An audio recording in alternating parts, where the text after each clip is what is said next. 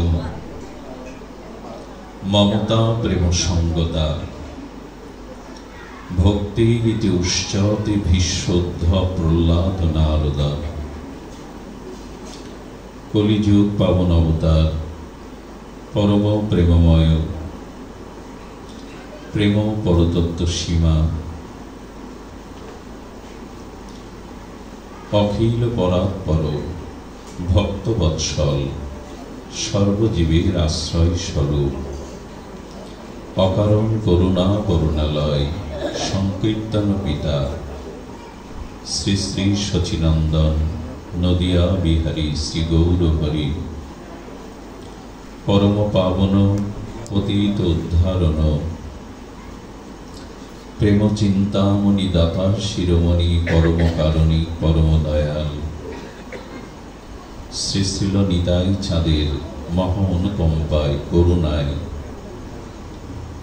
শ্রী শ্রী গান্ধার্বিকা গিরিধারীর অহৈতুকী করুণায় কৃষ্ণপক্ষীয় পিতৃপক্ষে ছোট বয়রা শ্রীমন্দির শ্রী অঙ্গনে সান্ধ্যকালীন ভাগবত অধিবেশনে হরিকথার শুভারম্ভে প্রারম্ভে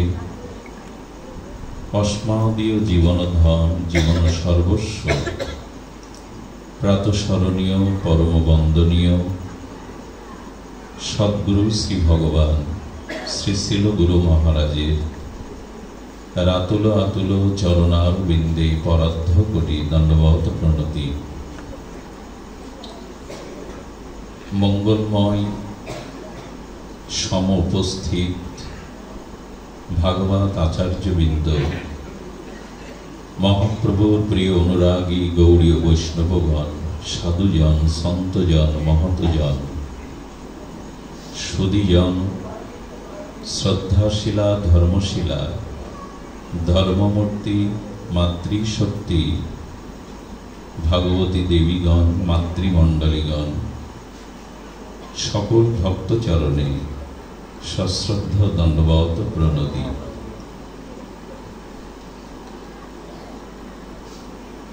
মহাপ্রভু প্রয়োজন তত্ত্বে প্রেমকেই নির্ণয় করেছেন। আমাদের প্রয়োজন প্রেম।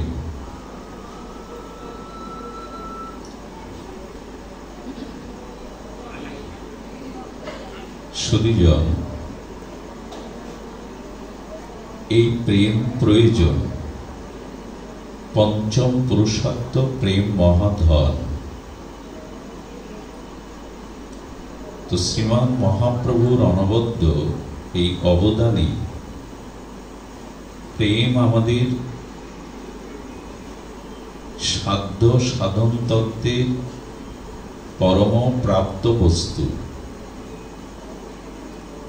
প্রেমের সংজ্ঞা, প্রেম কাকে বলে, এ প্রসঙ্গে আমাদের আচার্যগণের তারা বিশেষণ দিয়েছেন, প্রেমের সংজ্ঞা দিয়েছেন। যেমন কৃষ্ণদ্বৈপায়ন বেদব্যাস, তিনি প্রেম সম্পর্কে বলছেন, শ্রী ভগবানে, তার অর্চনে, তার পূজাতে গাঢ় অনুরাগ, এর নাম প্রেম। আমাদের গর্গাচার্য প্রেম সম্পর্কে তিনি তার অভিপ্রায় বলেছেন, সাধুমুখে ভজনানন্দে স্নিগ্ধ সজাতীয় নির্মল চিত্ত সাধুমুখে হরিকথাতে রুচি হওয়া, শাস্ত্রীয় শ্রদ্ধা হওয়ার নাম প্রেম। শাণ্ডিল্য ঋষি বলেছেন প্রেমের সংজ্ঞায় যে ভগবানকে আত্মবৎ মনে করে তার প্রতি যে প্রিয়তা, এর নাম প্রেম।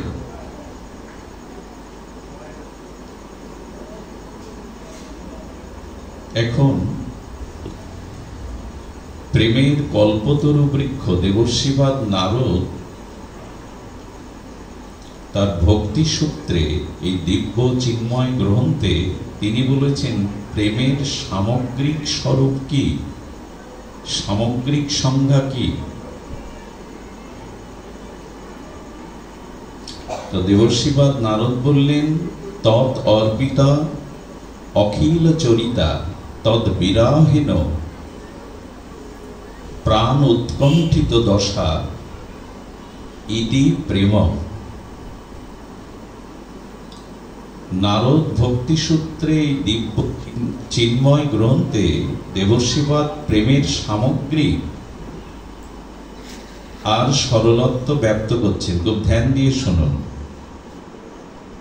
আমরা ইতিপূর্বে জানলাম ব্যাসদেব বলেছেন ভগবানের পূজা আরাধনায় প্রগাঢ় অনুরাগ আশার নাম প্রেম। গর্গাচার্য বলেছেন স্বজাতীয় স্নিগ্ধ নির্মল চরিত্র সাধুমুখে হরিকথাতে রতিমতি রুচি হওয়ার নাম প্রেম। শাণ্ডিল্য ঋষি বলেছেন, এই আচার্য বলছেন যে ভগবানকে আত্মস্বরূপ প্রিয়তা জ্ঞানে অনুভব করার নাম প্রেম। কিন্তু সামগ্রিক অর্থে দেবর্ষিপাদ নারদ কি বলছেন? তৎ অর্পিতা খিলা চরিতা। এই ছোট্ট মহাসাগরের অতল স্পর্শী ভাবার্থ হলো দেবর্ষিপাদ নারদের এই প্রেমের সংজ্ঞা। ফিডব্যাক আসছে, কি করে কি জানে। জয় শ্রী রাধে। তো আমরা জানার চেষ্টা করব দেবর্ষিপাদের ভক্তি সূত্রের এই প্রেমের সংজ্ঞাটি। খুব সরল সহজভাবে বলতে হয়, প্রেম তাকেই বলে যৎ অর্পিতা অখিল চরিতা, অর্থাৎ আমার কায় মন বাক্যের দ্বারা প্রতিটি ক্রিয়া প্রতিক্রিয়া শ্বাস প্রশ্বাস চেষ্টা কায় মন বাক্যের দ্বারা যখন ভগবানে অর্পিত হবে এরই নাম প্রেম। তবে চেষ্টার দ্বারা নিজ অনুশীলনের দ্বারা সমস্ত কর্ম ভগবতে অর্পিত করে ভগবত সুখ তাৎপর্যের জন্য সমর্পিত হওয়া, এই প্রেমটার সাধন অবস্থায় প্রেম। কি করে বোঝায়? সাধন ভক্তি, ভাব ভক্তি, প্রেম ভক্তি। তো সমস্ত কর্ম কায় মন বাক্যের দ্বারা আমরা যে কর্ম করি, এমনকি গৃহকর্ম, এই কর্ম চেষ্টার দ্বারা ভগবানের সমর্পিত হয়ে ভগবানের সুখবিধানের তাৎপর্য, এরই নাম সাধন ভক্তি বা সাধন প্রেম। কিন্তু যখন চেষ্টা নয়, সদ স্বাভাবিকভাবে সমস্ত কর্ম কায় মন বাক্যের দ্বারা ভগবানের প্রসন্নতা সুখবিধানের জন্য অর্পিত হবে স্বাভাবিক সহজভাবে, এরই নাম প্রেম। এটা কি আর সহজে হয়? এটা সহজে হয় না। দেবর্ষিপাদ বলেছেন এই প্রেম আমাদের প্রয়োজন। বিশেষত মহাপ্রভু নিতাই চাঁদের এই বিশেষ কলিযুগে প্রেমই ধর্ম, প্রেমই আমাদের একমাত্র লক্ষ্য, প্রেমই আমাদের একমাত্র আশ্রয় অবলম্বন। সেটগুলো বন্ধ রাখুন। আমি বহুবার বলেছি পাঠে, একই কথা পুনঃ পুনঃ আসে প্রয়োজনে। সেটি হলো ভাগবতের মঙ্গলাচরণে গঙ্গা তীরস্থ ভগবান শুকমুনি, এই পরমহংস কুলতিলক ভাগবত প্রারম্ভে দেবরাজ ইন্দ্র একটা বিনিময় করতে এসেছিলেন। স্বর্গের অমৃত ভাণ্ড এনেছিলেন, যেটা পরীক্ষিত মহারাজকে পান করালে উনি তক্ষক দংশনে মৃত্যুবরণ করবেন না। তো শুকমুনি বলছেন দেবরাজ ইন্দ্রকে, তোমরা তো বাণিজ্য ছাড়া বোঝো না, দেওয়া নেওয়া ছাড়া বোঝো না, তো অমৃত এনেছো, কি চাই, বিনিময় কি চাই? বলেন কথামৃত চাই। তো এটা পরীক্ষিত মহারাজ গ্রহণ করেননি। স্বর্গের অমৃত কুম্ভ বা ভাণ্ড গ্রহণ করেননি, ফিরিয়ে দিয়েছিলেন কৃষ্ণ কথামৃতের জন্য। এখন শ্রোতার আসনে বসে যদি পরীক্ষিতের শতগুণের একটা গুণ আমি না নিতে পারি, তাহলে শ্রোতা হয়ে লাভ নেই। সেই একটা গুণ হলো উনি অমৃতের ভাণ্ড ফিরিয়ে দিলেন, আর আমি যন্ত্র মোবাইলটা ফেরাতে পারছি না, তা আমার হবে কি?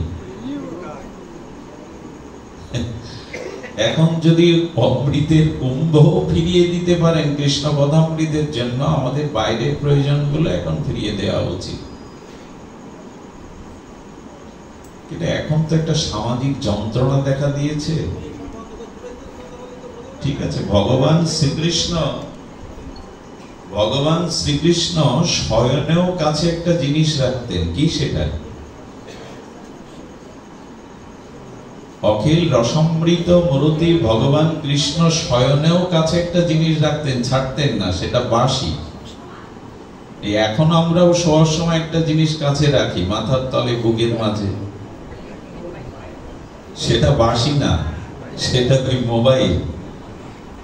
এটা একটু মাঝে মাঝে ছাড়ুন, এইখানে আর অন্য প্রয়োজন আনবেন না, ভাব হারিয়ে যাবে, আমরা ছন্দ হারিয়ে ফেলবো, মূল কথায় ফিরে আসি।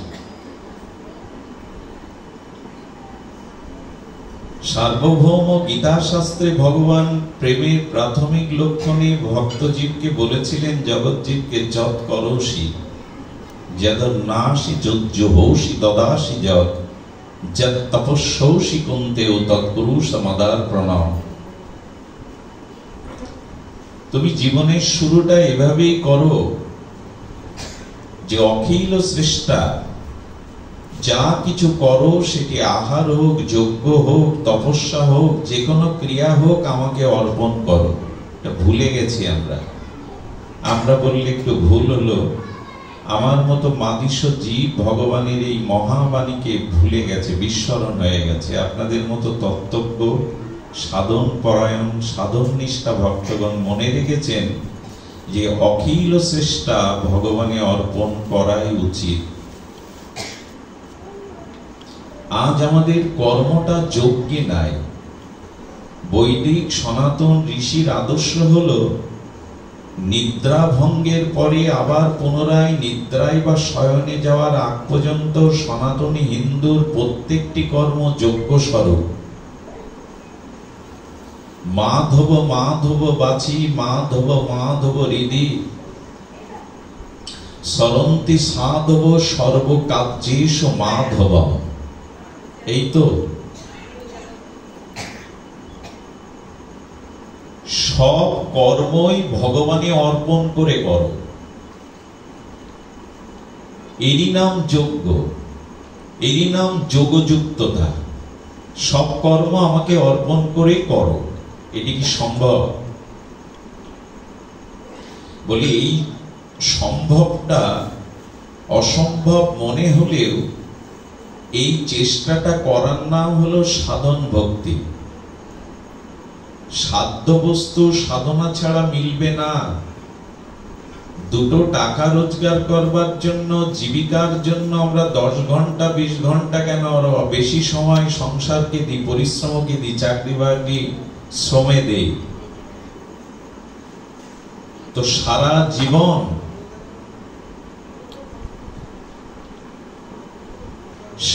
জীবন আমাদের যে সময়, যে চেষ্টা, সেটি শুধু সংসারকে দেওয়ার জন্য, দেহগেহ স্ত্রী পুত্রকে দেওয়ার জন্য জগতে আসা নয়।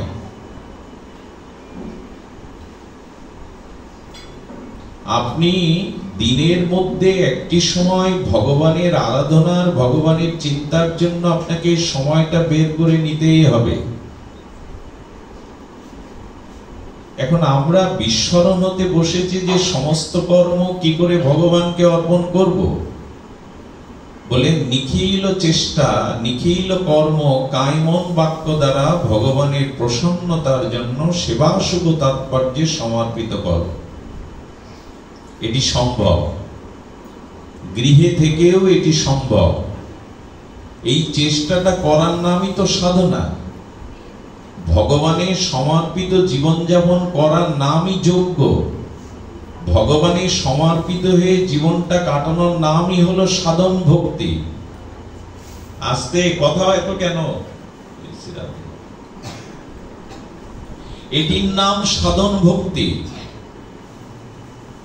এই সাধন ভক্তিতে সার্বভৌম গীতায় ভগবান সূচনা করতে বলেছেন, আর দেবশ্রীবাদ নারদ এখানে এসে বলছেন এটি স্বাভাবিক সহজভাবে সমস্ত নিখিল কায়মন বাক্য কর্ম ভগবানের প্রসন্নতা সেবা সুখের জন্য এই অর্পণ হওয়াটার নাম যদি প্রেম হয়, তবে এটা কি করে সম্ভব, এখন এটি আমাদের জানবার বিষয়। দেখুন, প্রেমের সংজ্ঞা যত মহাজন দিয়েছেন, তারা পরিসমাপ্তিতে পুষ্পাঞ্জলিতে গোপীদের দিকে দৃষ্টিপাত করেছেন। প্রেম যদি বুঝতে হয়, ব্রজবাসীদের দিকে দৃষ্টি দাও, বিশেষত গোপীদের দিকে দৃষ্টি দাও। কাকে প্রেম বলে? সমস্ত সমর্পণ, কৃষ্ণ সেবা শুভ তাৎপর্য কেমন, এটা ব্রজবাসীদের দেখো। প্রেম ও লক্ষণা এই ব্রজ গোপীগণ, ব্রজবাসীগণ। বৃষ্টি হওয়ার আগে তো মেঘের লক্ষণ দেখা দেবে, আবহাওয়ার একটা পূর্ব লক্ষণ দেখা দেবে। তবে প্রেমের লক্ষণ যদি বুঝতে হয়, ব্রজবাসী বা গোপীদের দিকে তাকাও। ওরাই লক্ষণ স্বরূপে জানাচ্ছেন জগতে প্রেম কাকে বলে। তো সেই লক্ষণ কি? সেই লক্ষণ হলো তারা গৃহ, স্ত্রী, পুত্র, দেহ, সম্পত্তি যা কিছু সেটা কৃষ্ণ সুখের ভাবনা করে সমর্পিত করা। এই হলো ব্রজবাসীদের স্বভাব। যদি দৃষ্টান্ত জানা যায়, বোঝা যায়, একটু দিব্য দৃষ্টিতে দেখা যায়, গোপীগণ প্রভাতে উঠে কৃষ্ণ দর্শনের জন্য, লালা দর্শনের জন্য লালায়িত। তাদের উৎকণ্ঠা, প্রগাঢ় পিপাসা কৃষ্ণ দর্শন করেই দিন শুরু হবে।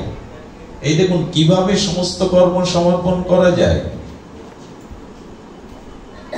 আমি আগেই বলেছি, সংসারে আমাদের যে জীবিকা, আমাদের যে চাকরি বাকরি, অর্থ রোজগার, ছেলে মেয়ে দেখাশোনা, এদের পরিপালন করা, এই কাজটুকু ভগবানে অর্পণ করে করা যায় যদি মনে করা যায় সংসারের কর্তা গোবিন্দ, সংসারের সমস্ত পরিবারের সদস্য গোবিন্দই প্রভু, আমরা তার দাস। এ কথা কে না জানে, কে না ভালোবাসতে শুনেছে, কিন্তু উপলব্ধিতে আসেনি সংসারটা কৃষ্ণের। যাবতীয় চেষ্টা সমর্পণ কৃষ্ণকেই করে করতে হবে। এতেই জীবের কল্যাণ, এতেই জীবের মুক্তি, এতেই জীবের জন্ম মৃত্যু চক্র থেকে নিষ্কৃতি পাওয়ার উপায়। এটি জগতে সংসার বন্ধন, মোহ মায়ার বন্ধন মুক্তির একমাত্র উপায়। যা কিছু করো আমাকে অর্পণ করে করো। এখন এই চেষ্টা করা যায়, কিন্তু সদ্গুরুর কৃপা তো চাই। মহতের কৃপা না হলে, বিশেষ অনুভূতি না হলে এই বুদ্ধি মাথায় আসে না। দেখুন, ভগবানের বুদ্ধিতে এটা হবে না। এই যে নিখিল চেষ্টা ভগবানের সমর্পিত করে, এটা ভগবানের বুদ্ধিতে হবে না। তো কেন গীতায় যে বলেছেন তেষাং সতত যুক্তানাম ভজতাম প্রীতিপূর্বকম দদামি বুদ্ধি যুগম, গোবিন্দ বলছেন এই বুদ্ধিটা আমি তোমায় দেব। বলে গোবিন্দ এই বুদ্ধি দেবেন না, দেবেন শ্রী গুরুদেব, দেবেন মহাত্মাগণ। যদি বলেন ভায়া হয়ে গেল না, ভগবান তার সমর্পিত বুদ্ধিটা তিনিই দেন। বলেন না, এটা শ্রী গুরু পরম্পরাতে মহৎ কৃপাতে এটি পাওয়া যাবে। এটা দৃষ্টান্ত নিন, ভায়া হয়ে যাচ্ছে কেন? শ্রী গুরু শ্রী মহতের অনুগ্রহ না হলে সমস্ত কর্ম ভগবানের সমর্পিত এই যে বুদ্ধিটা, এটা আসবে না, এটা ভগবান আপনাকে দেবে না। বলে মহৎ শ্রীগুরু মহৎগণ কি করে দেবেন? আচ্ছা, সূর্যের কিরণটা সরাসরি যদি বস্তুতে, মৃত্তিকায়, পৃথিবীতে এসে পড়ে, যে কোনো বস্তুতে সূর্যের কিরণ পড়ছে, তো মাটির পাশে অন্য বস্তুর পাশে একটা দর্পণ, তৈজস বস্তু, আয়না বা কাজ রেখে দিলেন।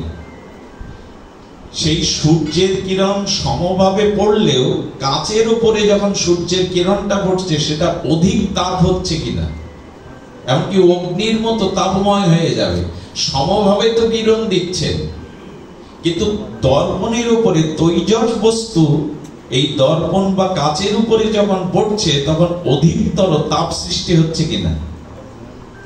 ঠিক ভগবানের অনুগ্রহটা, ভগবানের কৃপাটা কি হবে, ওই সাধুগুরু বৈষ্ণবের প্রতি সরাসরি ভগবত কৃপা শক্তিটা শ্রীগুরু শ্রী মহাদের উপরে এসে পড়ছে, আর তখন সেটা অধিক কৃপাতে, অধিক করুণাতে পর্যবেসিত হয়ে জীবের উপরে অর্পণ হচ্ছে। এই জন্য দদামি বুদ্ধি যোগম, ভগবান আমাদেরকে এই বুদ্ধি দান করবেন শ্রী গুরু মহাদের কৃপার মধ্যে দিয়ে।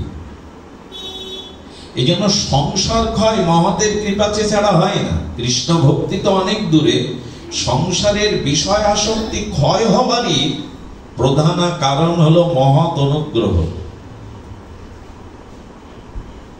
এজন্য সর্বকর্ম সমর্পণ সম্ভব যদি মহতের কৃপা আপনার প্রতি অর্পিত হয়, তখনই এই রস রহস্য, এই বৈচিত্র্য বিচিত্র রহস্য ভেদ হয় যে ভগবানে অর্পণ করেই সমস্ত কর্ম সমর্পণ করাই হলো আমাদের বৈদিক সনাতন আদর্শ।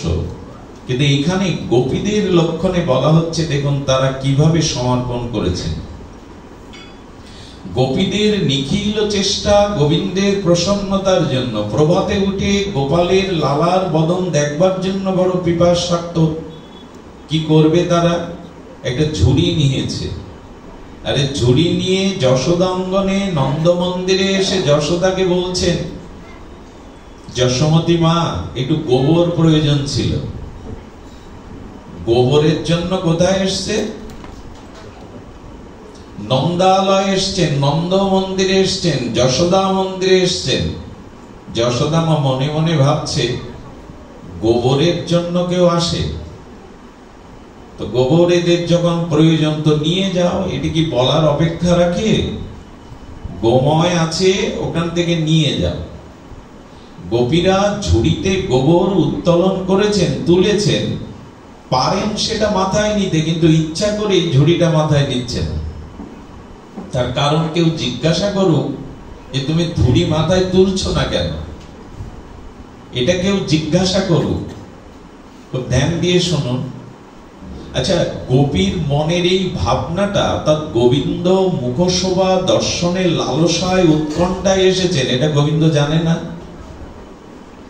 ভক্ত বিনোদনার্থে অন্তর্যামী ভক্তবাঞ্ছা ভগবান, প্রেমময় ভগবান জেনেছেন যে গোপী গোবর নেওয়ার ছলে আমাকেই দেখতে এসছেন। ঘরে থাকতে পারবে গোবিন্দ? এসছেন তো ভক্ত ওইটাই দেখবার জন্য। এই জন্য অন্তর্যামী ভক্ত বৎসল আর ভক্তের প্রেমের অধীন ভগবান ভক্তাধীন হয়ে জানতে পেরে কোমরে হাত দোলাতে দোলাতে শ্যামলালা আর লালা এসে বলছি, কি গো গোপী, গোবর নিয়েছো, মাথায় নাও। বলে তুলতে পারছি না তো, দেখতেই পাচ্ছ, একটু ধরে দাও। তো গোবিন্দ জানেন। আচ্ছা চিন্তা করুন, গোপাল তখন কোমরে হাত দিয়ে ঠোঁটটা বেঁকিয়ে বলছে, গোবরের ঝুড়ি তোলা বুঝি আমার কাজ? এটা ভগবানের কাজ? গোবিন্দ বলছেন বটে মুখে, কিন্তু ওইটা করবার জন্যই তো এগিয়ে এসছেন। ভক্তের ভব্য বাবা হাত ছেড়ে দিয়ে বসে, তোমার ঘুমাচ্ছে, ঘুমায় না। কি বলছেন? বলছেন অন্তর্যামী ভক্তের ভব্য ভাবনার আবেশে তো ভগবান ঘর থেকে চলে এসছে যে গোপী ঝুড়ি তুলতে পারে, আমার অপেক্ষায় আছে, আমার বদন দর্শনের জন্যই আসছে। প্রেম কাকে বলে? অনুরাগ কাকে বলে? গোবিন্দকে সমর্পিত কর্ম কাকে বলে? এই দেখুন, গোপীরাই প্রেমের লক্ষণ, গোপীরাই প্রেমের নিদর্শন। প্রেম বুঝতে গেলে প্রেমের আকারটা কেমন এটা গোপীদের দিয়ে, ব্রজবাসীদের দিয়ে বুঝিয়েছেন দেবর্ষি নারদ। উদ্ধাবাদী ভগবৎগণ, ব্রহ্মাদি বলেছেন ব্রজবাসীদের দিয়েই অনুভব করো প্রেম লক্ষণ, প্রেমের সংজ্ঞা, প্রেম কিরূপ। এটা ছাড়া আমরা খুব শব্দ চয়ন দিয়ে, শব্দের গভীরতা দিয়ে বুঝতে পারবো না। অনন্য মমতা বিষ্ণু বলেছেন বটে, বা ধ্বংসের বহু কারণ সত্ত্বেও যা ধ্বংসশীল নয় তাকে বলে প্রেম। এভাবে কঠিন শব্দ দিয়ে না বুঝে প্রেমের আকারটা দেখে নিই। পৃথিবীর মানচিত্রটা সামনে থাকলে জাপান কোথায়, যুক্তরাষ্ট্র কোথায়, এটা আমরা মানচিত্রে একটু অনুমান করতে পারি, যদিও মানচিত্রটা বিশ্ব নয়, কিন্তু অঙ্কিত মানচিত্রে আমাদের একটা ধারণা হয়। তেমনি গোপীদের জীবন দর্শনের, গোপীদের কৃষ্ণ প্রেম সমর্পিত জীবন দেখলে বোঝা যায় এটাই প্রেমের আকার, এটাই প্রেম। এই জন্য ঝুড়িটা তুলতে গিয়ে বলছে, ঝুড়ি তোলাই আমার কাজ। বলে তুলতে পারছি না তো কি করব, তুমি তুলে দাও। বলে তুললে কি দেবে? তোমার মাথায় গোবর তুলে দিলাম, শুধু শুধু দেব? বলো দেখো, তুলে দিলে একটা প্রাপ্তি আছে তোমার। প্রাপ্তিটা হলো এক একটা ঝুড়ি তুলবে আর এক এক মুঠো মাখন পাবে। আপ্তকাম পুণ্যকাম সর্বসমর্থ ভগবানের গোবর ঝুড়ি তুলে দেওয়ার বিনিময়ে এক মুঠো মাখনের লোভ দেখাচ্ছে। প্রেম ভগবানকে কেমন বিবশ করে, প্রেম ভগবানকে কোথায় নামায়, প্রেম ভগবানকে ভক্তের কিভাবে অধীন করে, অহং ভক্ত পরাধীন, এই শব্দের শাস্ত্রের যথার্থ অর্থ গোপীরাজ জগৎকে চোখে আঙুল দিয়ে দেখাচ্ছেন। দেখো, আপ্তকাম পুণ্যকাম সরাট বিভু চৈতন্যময় সর্বশক্তিমান তত্ত্ব রসিকেন্দ্র মৌলি, রসিক শেখর গোবিন্দ এক মুঠো মাখনের জন্য গোবর ঝুড়ি তুলে দিচ্ছে। প্রেম তাকে কিভাবে বশ করতে পারে? জ্ঞান কর্ম যোগ ধর্মে কৃষ্ণ নহে, এই শব্দগুলো কোটিবার শুনেছেন, তবু বারবার শুনতে হবে। এগুলো শুনতে শুনতে যদি আমাদের হৃদয়ে একটা রেখা পড়ে, জ্ঞান কর্ম যোগ ধর্মে কৃষ্ণ নহে, কৃষ্ণকে বশ করা যাবে না এতে। জ্ঞান কর্ম যোগ এর দ্বারা কৃষ্ণ বশ হবে না। কৃষ্ণ বশ তো একমাত্র প্রেম ভক্তি রস। এই প্রেম ভক্তিতেই তিনি বশ হবেন, পরাধীন হবেন। স্বতন্ত্র ভগবান তার স্বতন্ত্রতা হারিয়ে ভক্ত পরাধীনতা স্বীকার করবেন একমাত্র প্রেমে। প্রেম যতটা আমরা সহজ মনে করি ততটা সহজ নয়। অনুভূতির জন্য, লক্ষণা প্রেমের জন্য গোপীরা বলছেন, আচ্ছা যখন তিন ঝুড়ি তুলেছে তখন গোপাল বলছে, লালা বলছে, আমি তো অঙ্ক জানি না, গুনতে শিখিনি, তো কয় ঝুড়ি তুললে বুঝবো কি করে? কয় ঝুড়ি তুলছো এটা বুঝবো কি করে? আর যে কটা ঝুড়ি মাথায় তুলবো ততটা মুঠো মাখন পাবো, তা আমি তো গণনা জানি না, অঙ্ক জানে না। আসলে আমাদের গোপাল, আমাদের ব্রজের কানাই অঙ্কে খুব কাঁচা, অঙ্কে খুব, গোপাল অঙ্কে প্রচন্ড কাঁচা। কাঁচা এই জন্য উনি বলেন, আমি শুধু একটাই অঙ্ক বুঝি, তোমার 16 আনা আমায় দাও আর আমার 16 আনা তুমি নাও, এছাড়া অঙ্ক জ্যামিতি আমি বুঝি না। তোমার 16 আনা মন প্রাণ আমায় দাও আর আমার চাটুকু সব তুমি নাও, এই হলো আমার অঙ্ক। এছাড়া গোবিন্দ জ্যামিতি কি বলে যেন মাস্টাররা, ওইসব উনি বোঝেন না। ভগবান খুব সরল হন, উনি খুব পেশগোজ বোঝেন না। তো বলে, গোপী আমি কয় ঝুড়ি তুলে দেব বুঝবো কি করে? বলে, তুমিও যেমন গুনতে জানো না, আমরাও গুনতে জানি না, তবে একটা উপায় আছে।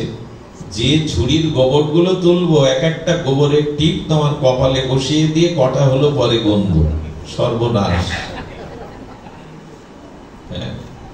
লক্ষ্মী দেবী যার চরণ সম্বাহনের জন্য হাত কাঁপে, পৃথিবীর অনন্ত দিব্য সুগন্ধ যার চরণ থেকে আসে, তিনি আজ গোবরের টিপে সিঙ্গার হচ্ছেন। প্রেম কাকে বলে, প্রেমে কিভাবে বসন?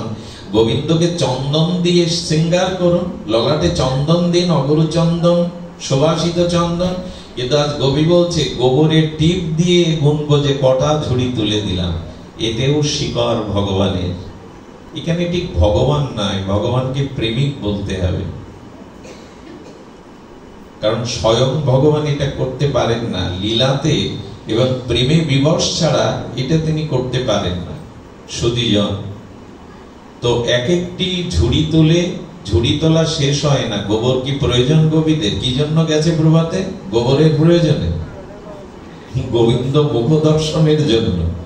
এখন প্রয়োজন না থাকলেও বারবার দেখবার জন্য ঝুড়ি ফেলাচ্ছে, আবার চলে আসছে। নিখিল চেষ্টা ভগবানের বদন দর্শনের জন্য। আর গোবিন্দও দাঁড়িয়ে রয়েছে। যশোদা মা দৌড়ে এসে দেখছে সর্বনাশ। গোপাল, আরে কানাইয়া, তোর এই মুখে গোবরের বিন্দু কেন? বলে মা, ফিরি ফিরি কি গোবর দেব?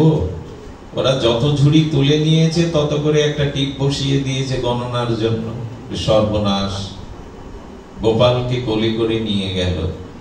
আবার মা যশোদা সুন্দর করে শৃঙ্গার করলো, কিন্তু গোবরের বিন্দুতে গোপালের মুখটা এত সৌন্দর্যমণ্ডিত হয়েছে, যশোদা বারবার দেখছেন গোবরেও আসলে সুন্দরে অসুন্দরকৃত। দেখুন, ভগবানে আপনি যা অর্পণ করবেন তাই সুন্দর হয়ে যাবে। একটু স্থূল কথা বলি, অপরাধ নেবেন না, এই কথা ব্যাসপীঠে বলা উচিত নয়। কাপড়ের দোকানে পুজোর সময় একটু ভিড় হয়, তাই না? শারদীয় উৎসব হচ্ছে, 30টা কাপড় দোকানদার দেখিয়ে ফেলেছে এক ক্রেতাকে। বলে আপনার পছন্দ হচ্ছে না, কিছু মনে করবেন না, আপনার স্ত্রীর গায়ের রং কেমন বলতে পারেন? জিজ্ঞাসা করে কিনা অনেক সময় দোকানদার। 30-40টা তো দেখানো হয়ে গেছে। বলেন আমার স্ত্রী সুন্দরী এবং খুব পরিষ্কার। বলে তাহলে আর বাছাবাছির দরকার নেই, যা ওই অঙ্গে দেবেন তাই সুন্দর। তো শ্রী গোবিন্দকে আপনি যা অর্পণ করবেন ওখানে সুন্দর হয়ে যাবে। সেই গোবরের সিঙ্গার বিন্দু মা যশোদা অপলক নয়নে দেখছে যে গোবরেও তোর বদনটা এত সুন্দর লাগছে। কালীয় দমনে কালীয় নাগ সহস্রফনায় গোবিন্দের চরণে বিষ ঢেলে দিচ্ছে। কে যেন বলছে গোবিন্দ চরণ পেয়ে বিষ দিতে হয়। কালীয় নাগ বলছেন দিয়েছেন বিষ, অমৃত তো দেননি। সর্বজন্মে এসেছি, দিয়েছে বিষ, যা দিয়েছে তাই দিয়েছি। এ কথার অর্থ কি? হৃদয়ে কামনা বাসনা থাকে, থাকুক। যদি বাসনাও থাকে, কামনাও থাকে, ওটাও ভগবানকে দিয়ে দিন। ওইখানে যা কিছু দেবেন তা সুন্দর হয়ে যাবে। এটাই তো ওই যে অকাম সর্বকাম মোক্ষ কামো বা উদারতি তীব্র যোগেন, হ্যাঁ, তীব্রেন ভক্তি যোগেন যজতে পরমং পুরুষ। শ্রী গোবিন্দকে কামনাটাও দাও, ওটাও সুন্দর হয়ে আসবে। অন্য কাউকে কামনা বাসনা দিতে যেও না, ফাঁদে পড়ে যাবে, চক্রে পড়ে যাবে। যদি হৃদয়ের কাম কামনাও থাকে, ওটা ভগবানকে দাও, অন্য কাউকে দিতে যেও না। অকাম বা সর্বকাম মোক্ষ কাম উদারতি। যদি অকাম অর্থাৎ নিষ্কামতা বা কামতা সব ভগবানকে দাও। এই রহস্যগুলো জানা দরকার। আচ্ছা, গোবিন্দ চরণে যে বিষ দিচ্ছেন কালীয় নাগ, ওটাকে বিষ হচ্ছে ওখানে। শ্রী গোবিন্দের রাতুল চরণে বিষ অমৃত হয়ে যাচ্ছে। যেমন পুতনা বিষ দিতে গিয়েও অমৃত গতি, ধাত্রী গতি পেয়ে গেল। আচ্ছা, গোবিন্দকে সমর্পণ কিছু করলে অসুন্দর সুন্দর হয়, তার দৃষ্টান্ত কোথায়? পুতনার রাক্ষসী দেহটাকে বহু খণ্ড করে ব্রজবাসীরা চিতায় জ্বালাতে শুরু করলো। অনেক দীর্ঘ লম্বা তো, 3.5 হাত চিতায় তো ধরবে না। খণ্ড খণ্ড করে কেটে জ্বালাতে শুরু করলো। কিন্তু একটা অদ্ভুত ঘটনা ঘটলো। ওই চিতার দাহ ক্রিয়া হতে একটা অপার্থিব দিব্য গন্ধ সমস্ত ব্রজের বাতাসে ছড়িয়ে গেল। ব্রজবাসীরা ওই দিব্য অনির্বচনীয় অপার্থিব চিন্ময় গন্ধে আমোদিত হয়ে ওই বাতাস নিতে লাগলো। যিনি বালক হাতিনী, রুদির সনা, পাপিয়সী পুতনা, তার দেহের লাশ পোড়ালে সুগন্ধ আসবে, দিব্য গন্ধ। বলে এলো কেন? হলো গোবিন্দের অধরটা পুতনার স্তনে স্পর্শ করেছিল। অধরমৃত পুতনার অপবিত্র শরীরটাও এত প্রসাদী হয়ে গেছে যে তার চিতা দাহক ক্রিয়া থেকে দিব্য গন্ধ ভেসে আসছে। তো তাকে যা দেবেন ওটা অমৃত হয়ে ফিরে আসবে। কোথায় অর্পণ করতে হয় এটাই তো জীবনে জানা হয়নি আমাদের জানতে হবে যে ভালো মন্দ যা কিছু সব তাকে সমর্পণ করতে হবে। এই নাও রামকৃষ্ণ পরমহংস দক্ষিণেশ্বরে পঞ্চবটি তলায় মাঝে মাঝে জবা ফুল নিয়ে বলছেন, মা এই নে তোর পাপ, এই নে তোর পুণ্য, এই নে তোর জ্ঞান, এই নে তোর অজ্ঞান। আরে নরেন বলছেন, ঠাকুর তো পুণ্যটাও দিচ্ছেন, পাপটাও দিচ্ছেন, জ্ঞানটাও দিচ্ছেন, অজ্ঞানতাও দিচ্ছেন তাকে। ঠাকুর বললেন, কোনটাই নিজের কাছে রাখা মানেই বন্ধন। সব তাকে দিয়ে দাও, পাপও দিয়ে দাও, পাপও বন্ধন, পুণ্যও বন্ধন। ভালো মন্দ দুটোই বন্ধনের কারণ, সবটুকু তাকে দিয়ে দাও। অকাম অকাম সর্বকাম মোক্ষ কাম উদারধি, সব দিয়ে দাও তাকে। ওইখানে যা পড়বে, গুরু মহারাজ বলতেন, একটা কোন বস্তুকে অমৃতের সাগরে ডুব দিলেন, সেই বস্তুটা তুলে নেওয়ার পর ওর গায়ে কিসের স্বাদ থাকবে? আর যদি লবণ গলা জলে চুবিয়ে দেন, কিসের স্বাদ পাবেন? তো রসময়, প্রেমময়, আনন্দময়, সচ্চিদানন্দ ভগবানের যা কিছু দেবেন ওটা অমৃত হয়ে ফিরে আসবে। দেওয়ার জায়গাটাই শুধু আমরা গুরু মহারাজ মহতের আদেশে নিলাম না যে কোথায় দিতে হয়। এই জন্য বললো, যা কিছু নিখিল চেষ্টা তার সুখের জন্য তাকে দিয়ে দাও। সুধীজন, এমনি করে ব্রজবাসীগণ, ব্রজের গোপীগণ তারা সর্বস্ব এমনি করে অর্পণ করতেন গোবিন্দ সুখের জন্য। তারা গৃহ বেঁধেছে কেন জানেন? ঘর বেঁধেছে এই জন্য, এই ঘরে গোপাল আসবে বলে। বলে তারা বিয়ে করেছে যে ছেলে মেয়ে আছে যে, বলো ওগুলো গোপালের সাথে সম্বন্ধ আছে বিদায় ওদের সাথে ওদের সম্পর্ক। যেমন প্রভাতে উঠেই শ্রীদাম সুদামা এরা যখন বলতো মা ক্ষুধা লেগেছে, বাচ্চাদের স্বভাব হলো সকালে ঘুম ভাঙার পরে ওদের ক্ষুধা পায়, তো ক্ষুধা পেয়েছে, সঙ্গে সঙ্গে শ্রীধামার মা, সুধামার মা, মধুমঙ্গলের মা বলতো, তোদের খেতে দেব, কিন্তু সকালে উঠে আগে কানাইয়ের মুখটা দেখে আয়, তবে খেতে দেব। দেখুন, উত্তর কষ্ট হতে যখন ফিরে আসতো রাখালগণ, বালকগণ, তখন কোলে করেই আগে শুনতো, বলতো আজ কানাইয়ের সাথে কি লীলা হলো, কানাই কি বন ভোজনে সেবা করেছে। বলো মা, আমরা তোমার সন্তান, আমাদের কথা জিজ্ঞাসা করছো না, কানাইয়ের কথা কেন আগে জিজ্ঞাসা করছো? তার মানে তাদের নিখিল চেষ্টা গোবিন্দের সাথে সংযুক্ত। এই জন্য তো ভগবানের মুরলীর ধ্বনিতে, রাস রজনীতে তারা সবকিছু ফেলে চলে গিয়েছিল। যে সন্তান মায়ের বুকে দুগ্ধ পান করছিল ওকে ছুঁড়ে ফেলে দিয়েছে। এসব কথা হজম করতে পারবো তো আমরা? যে গোপী স্বামীর বক্ষ বিলাসিনী হয়েছিল, স্বামীকে ধাক্কা দিয়ে ফেলে দিয়ে চলে আসছিল।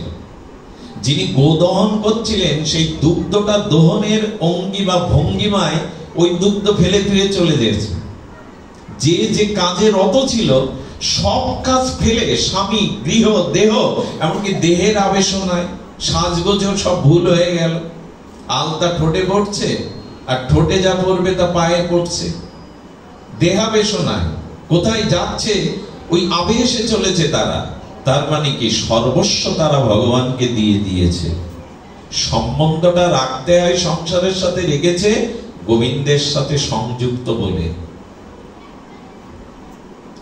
আমরা এত ঊর্ধ্বে উঠতে পারবো না, কিন্তু মনে রাখুন নিখিল চেষ্টা যেন ভগবানে অর্পণ করে করতে পারি আমরা। এই জন্য আমাদের সব কাজ সূচনাতে, প্রারম্ভে ভগবানকে অর্পণ করার অভ্যাসটা করুন। এই অভ্যাসই আমাদের জীবনে ভগবানের শরণাগতি, প্রেম প্রাপ্তির, সাধন ভক্তি, ভাব ভক্তির ক্রমান্নতিতে এগিয়ে দেবে।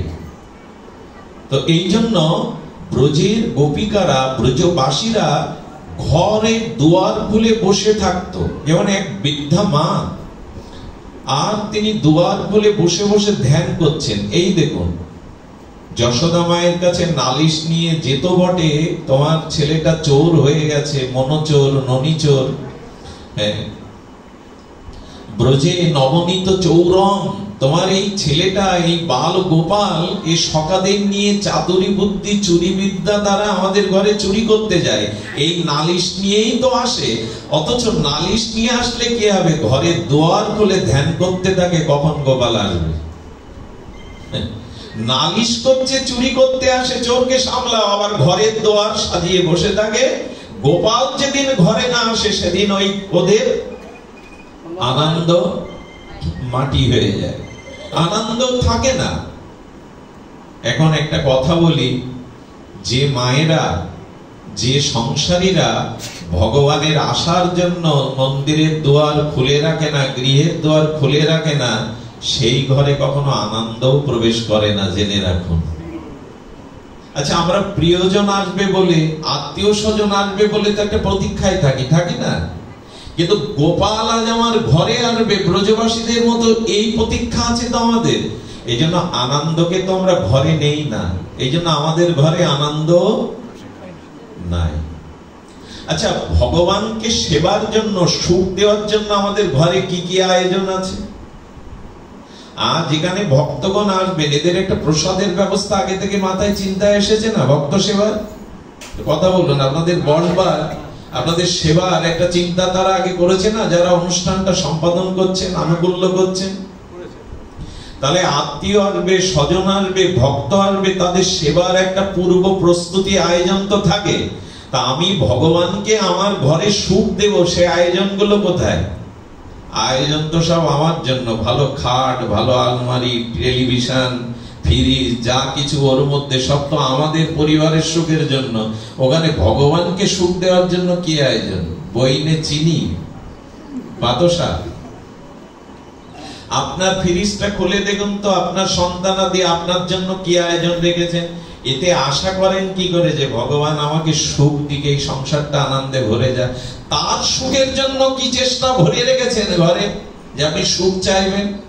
কারণ সুখ অর্থ দিতে পারে না, সুখ কোন সামর্থ্য দিতে পারে না। কৃষ্ণ বিনা সুখ দিতে নাহি অন্যজন। সূর্য ছাড়া জগতের অন্ধকার দূর করার ক্ষমতা আছে অন্য কারো? আচ্ছা, রাতে যদি আপনি সব বৈদ্যুতিক বাল্ব জ্বালিয়ে দেন, সমস্ত বনগুলোতে আগুন জ্বালিয়ে দেন, সমস্ত হিমালয় পর্বতে দাও দাও করে আগুন জ্বালান, আর যদি অসম্ভব, যদি ধরে নেই 100টা চাঁদ আকাশে ওঠে, রাত ছাড়া তাকে দিন বলবেন? কথা বলুন, দিন বলা যাবে? কেন? সমস্ত পৃথিবীর আলো জ্বালিয়েছেন, সমস্ত জঙ্গলগুলোয় আগুন ধরিয়ে দিয়েছেন, পাহাড় পর্বতে আগুন জ্বালিয়ে দিয়েছেন। অসম্ভব যদি 100টা চাঁদ ওঠে, তবু সেটা রাত, দিন হবে না। কারণ দিনমণি সূর্য না উঠলে রাতের সংজ্ঞা বুঝবে না।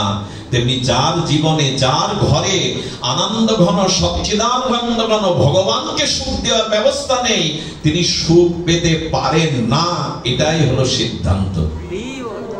কৃষ্ণ বিনা সুখ দিতে নাহি অন্যজন, থাকিলেও বিদ্যা কোটি, উচ্চ কুলে জনম। কলির ব্যাস অবতার বৃন্দাবন দাস ঠাকুরের এই পরম স্বর্ণাক্ষরে লেখা তার পয়ার, তুমি বিদ্বান হতে পারো, কোটিপতি হতে পারো, কৃষ্ণ ছাড়া সুখ পাবে না। এখন সেই সুখকেই ছেড়ে অসুখকেই সুখ ভাবছি, এটাই আমাদের বিকার, এটাই আমাদের রোগ।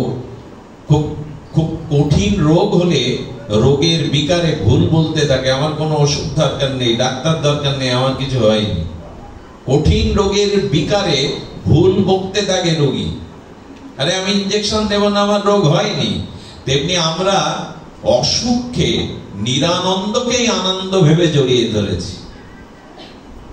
রাস্তায় যেতে গিয়ে অন্ধকারে যেমন রঞ্জু দেখে সর্বভ্রম হয়, একটা দড়ি পড়ে আছে, অন্ধকারে সাপ ভেবে চিৎকার করে হাত পা ভাঙলাম দৌড়াতে গিয়ে।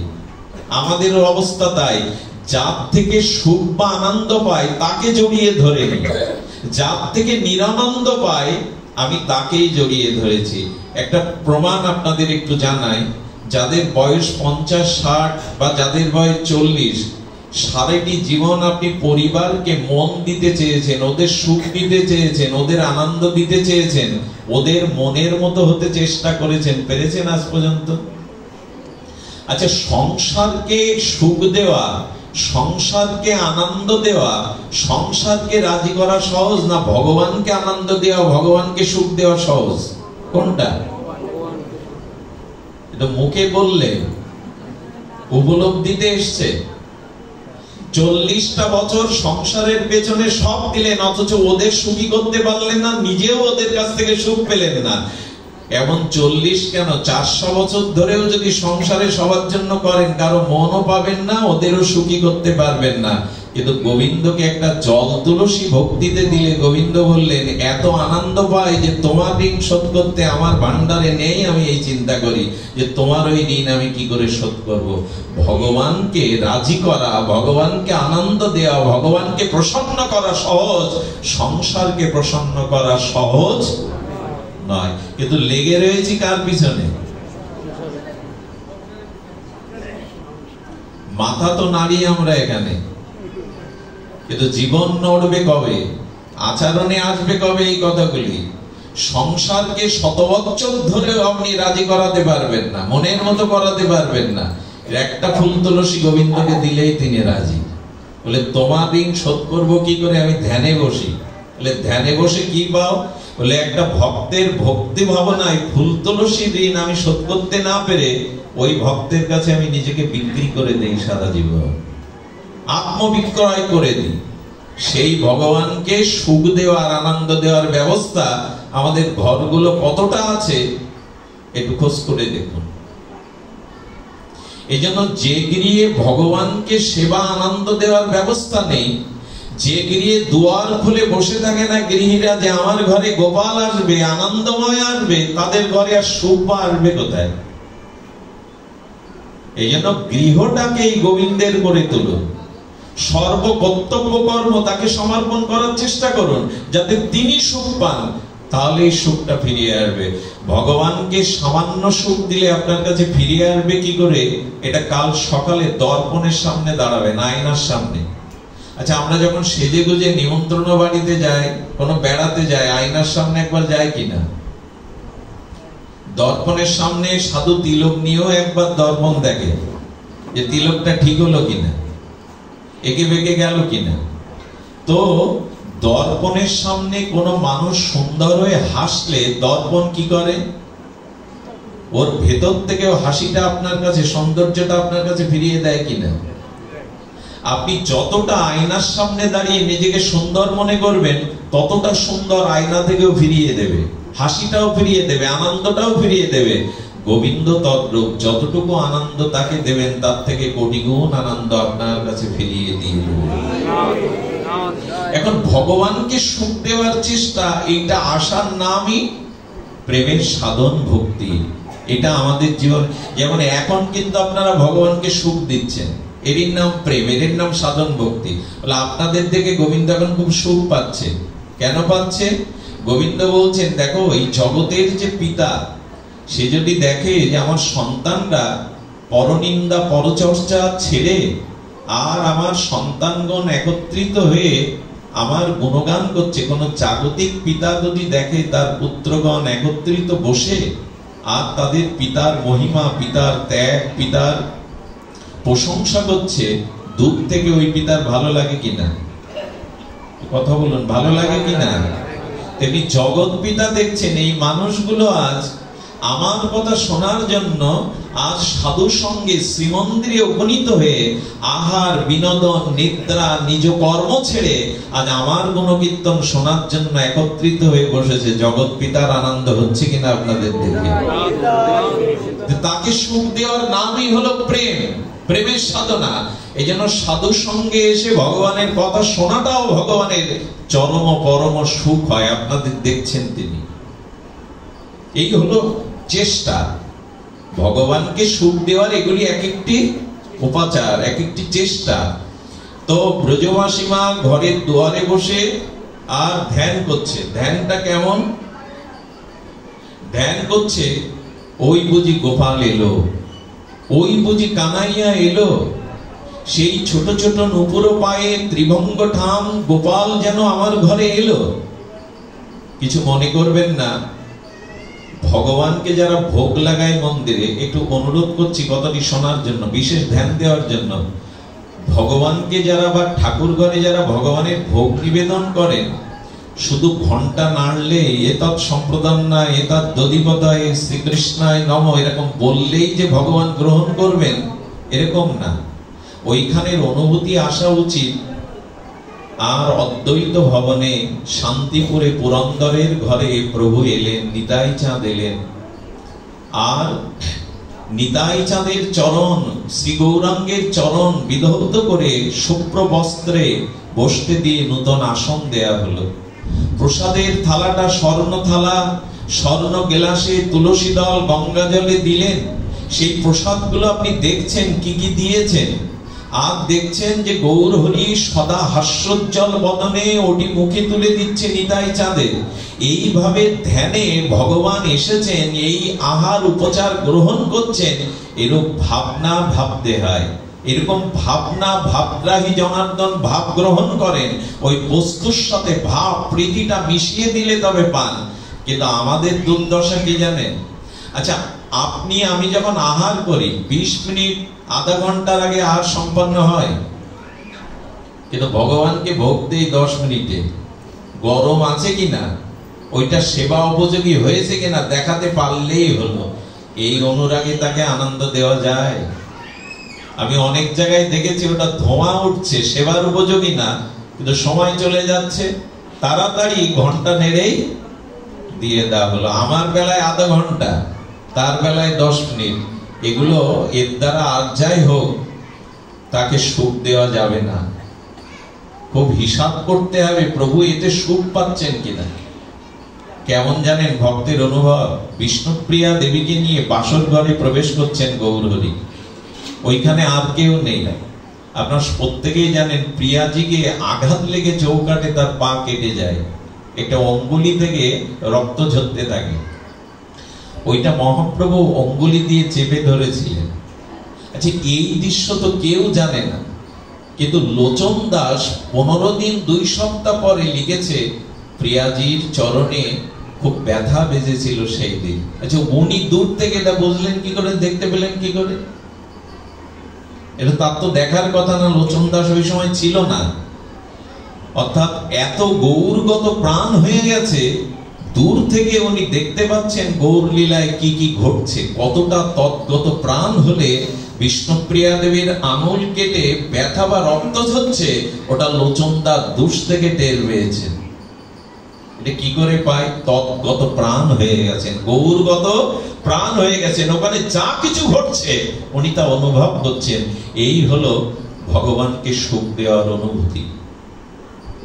যদি জানতে চান তবে প্রেমের সংজ্ঞা বলি, কি অদ্ভুত এই কথা। প্রেমের সংজ্ঞা হলো আপনারা জানেন, সেই ব্রজবাসী মা অপেক্ষা করছে, ওই বুঝি গোপাল এলো, ওই বুঝি ঘরে ঢুকলো, ওই বুঝি ননি কিছুটা খেলো, কিছুটা বানরকে দিল, কিছুটা ছড়ালো। আচ্ছা, এবার আমাকে দেখতে পেয়েছে, আমি ঘরের দুয়ারে লাঠি নিয়ে দাঁড়িয়ে আছি, গোপাল দেখে দৌড় দিল, আমিও গোপালের পেছনে দৌড়াচ্ছি, চোর চোর চোর যায়, ধর ধর ধর। চোখ বন্ধ করে ধ্যান করতে করতে বাস্তবিক দৌড়াচ্ছে, চোখ বন্ধ করে দৌড়াচ্ছে, কোথায় হোঁচট খাবে কোথায় পড়বে জানে না। এক বৃদ্ধ ব্রজবাসী বলছেন, ও মা, চোর কোথায়, কাকে তুমি তাড়াচ্ছ লাঠি নিয়ে? যেই বলেছেন চোখ খুলে বলছেন, তাই তো, আমি তো বসে বসে দুয়ারে ধ্যান করছিলাম, গোপাল খেলো, ছড়ালো, পালালো, তার পেছনে আমি দৌড়াচ্ছিলাম। সঙ্গে সঙ্গে বৃদ্ধ ব্রজ বাবা চরণে প্রণাম করে বুড়িমাকে বললেন, ধন্য তোমাদের কৃষ্ণ প্রেম, ধন্য তোমাদের লালার প্রেম। কোথায়? ধ্যানে ছুটে চলেছেন, ধ্যানে ছুটে চলেছেন। এগুলি প্রেমের সংজ্ঞা। সর্বদা নয়নে মনে চিন্তনে অনুধ্যানে সেই মূর্তি, সেই সুখ ভাবনা, এটা একদিনে হবে না, এক জন্মেও হবে না। মহতের কৃপা হলে ধীরে ধীরে ধীরে ধীরে আমাদের এই অভ্যাসগুলো চিন্তা করতে হবে। ভগবান কি করে প্রসন্ন হন, ভগবান কি করে আনন্দ পান। আর এটি বোঝবার জন্য একটা দৃষ্টান্ত দেখুন, একটাই মাত্র সত্য, আমি হাত জোড় করে কথাটা আপনাদের হৃদয়ে নেওয়ার অনুরোধ করছি, নিবেদন করছি। একটাই উপায়, সেটা সরল হয়। সরলতা না হলে প্রেমের রাজ্যে প্রবেশ তার নাই। ভগবান প্রাপ্তি একমাত্র সত্য হলো সরলতা, যেটা আজকের পৃথিবীতে বড় দুর্লভ হয়ে গেছে। সমাজ ব্যবস্থাটা এমন হয়ে সাজিয়েছে, এখানে কঠিন না হলে, এখানে চালাক না হলে আপনি এক পাও ফেলতে পারবেন না। আজ পারিপার্শ্বিক ব্যবস্থা, সামাজিক অবস্থা এমন জায়গায় দাঁড়িয়েছে, একটা পা ফেলতে গেলেও আপনাকে কঠিন বুদ্ধি দিয়ে পা ফেলতে হবে, নাহলে আপনি পড়ে যাবেন ফাঁদে।